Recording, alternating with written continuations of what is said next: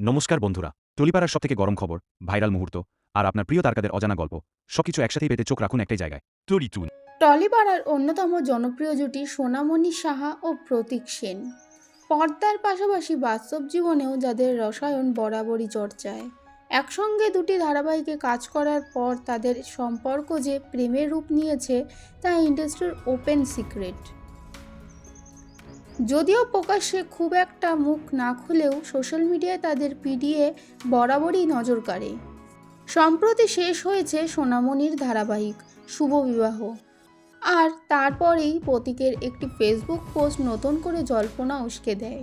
প্রতীক লেখেন, অনেক অনেক শুভেচ্ছা, আগের থেকে শক্তিশালী হয়ে ফিরে আসো, জাপানি ভগবান তোমার মঙ্গল করুক। সঙ্গে একটি ক্যাপশন জুড়ে দেন, মাটির পৃথিবী আকাশ দেখেছে এভাবেই প্রতিবার, সময় হাঁটছে সময়ের মতো, স্বপ্ন বুনছে রূপ, তাই ফিরে আসা বারবার।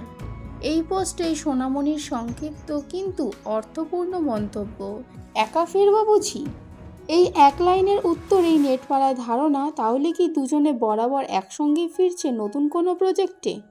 এখন প্রশ্ন একটাই, নতুন মেগায় কি আবার একসঙ্গে ফিরছেন দর্শকদের প্রিয় সোনামণি প্রতীক?